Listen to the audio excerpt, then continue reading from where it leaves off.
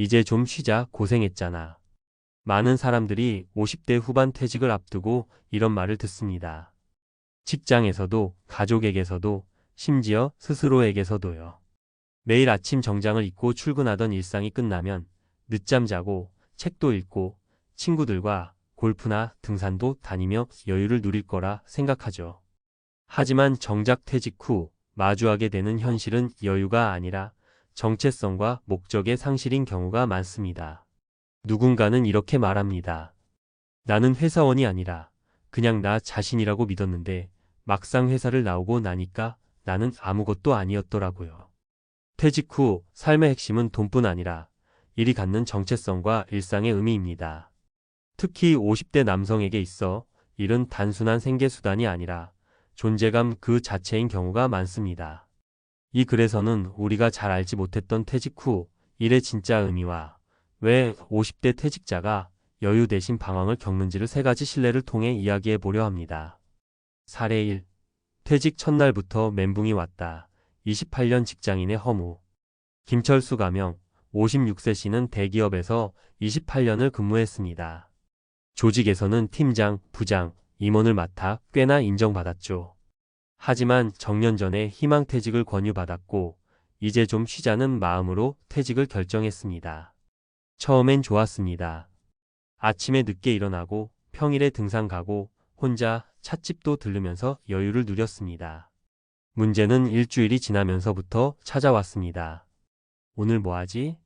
란 질문이 계속 떠오르더니 점점 허탈함과 무기력함이 밀려온 겁니다. 그동안 너무 바빠서 몰랐는데 퇴직하고 나니까 하루가 너무 길어요. 쓸모없는 느낌이 자꾸 들어요.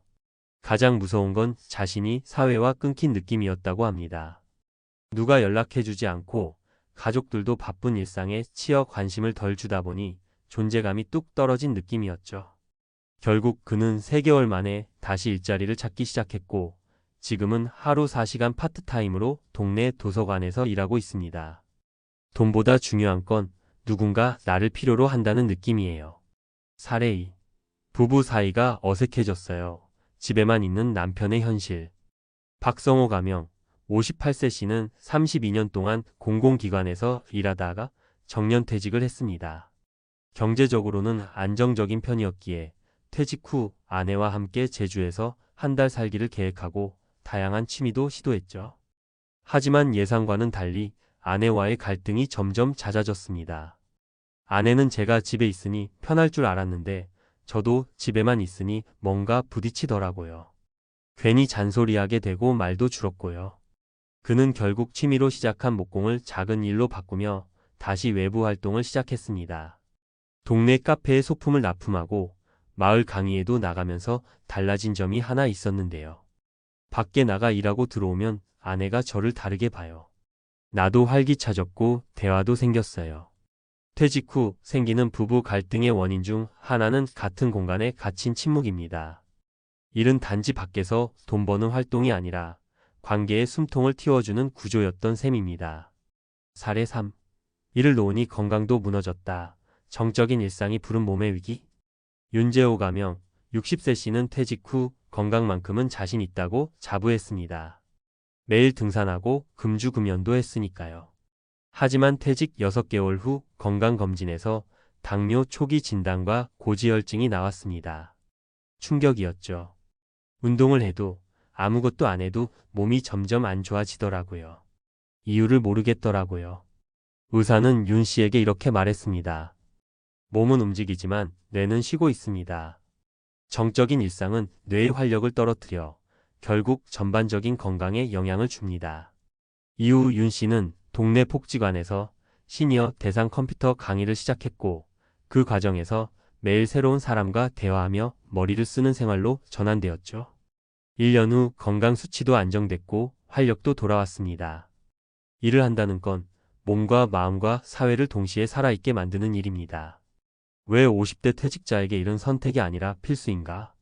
50대 퇴직자에게 일은 단지 생계를 위한 수단을 넘어서 정체성과 연결, 건강, 관계, 존재감을 유지하는 핵심 수단입니다.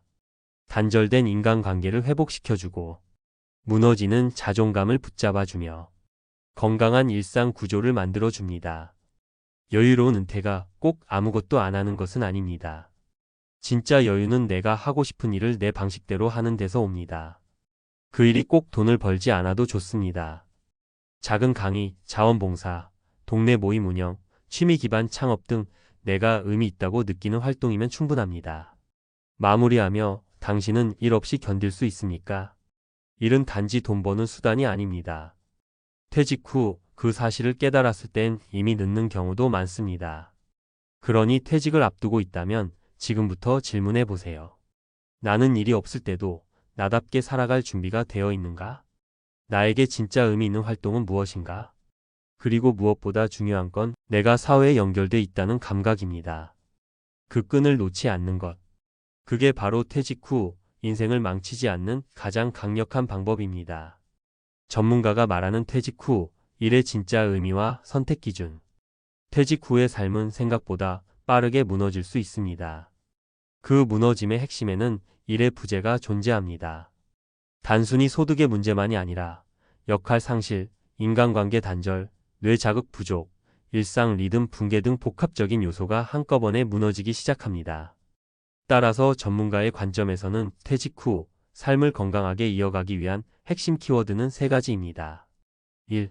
소득보다 먼저 리듬을 설계하라. 퇴직 직후 많은 사람들이 아무것도 하지 않는 자유에 매혹되지만 이 시기는 길어야 한 달입니다. 이후에는 삶의 균형이 무너지기 시작합니다.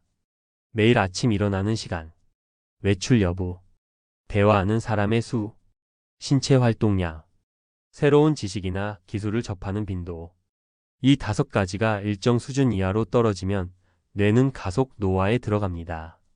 노후 전문가들이 자원봉사라도 해야 한다고 권하는 이유는 바로 이 리듬을 유지하기 위함입니다. 2. 퇴직 후 3가지 유형의 일을 구분하라. 전문가들은 퇴직 후 일을 3가지로 분류합니다.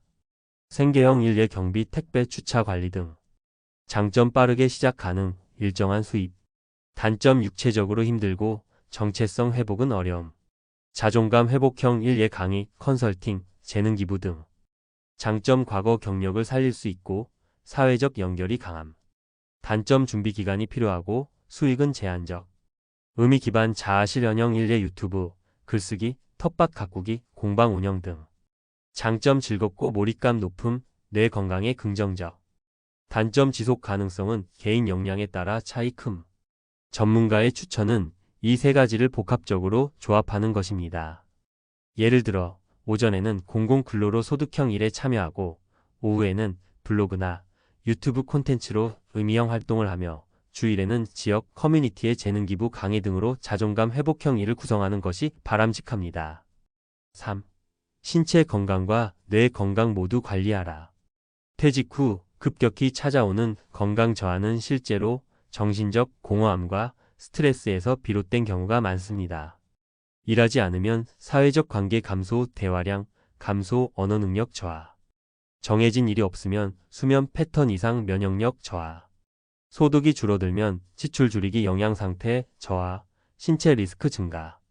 특히 주의할 점은 가만히 있는 시간이 많을수록 우울감, 고혈압, 당뇨, 근감소증 위험이 높아진다는 점입니다. 하버드 의대 노화연구소의 보고서에 따르면 60대 이후에 뇌 건강을 유지하는 핵심 요소는 사회적 연결과 지속적 학습 자극이라고 합니다. 따라서 일은 곧 뇌 건강 유지의 핵심 수단입니다.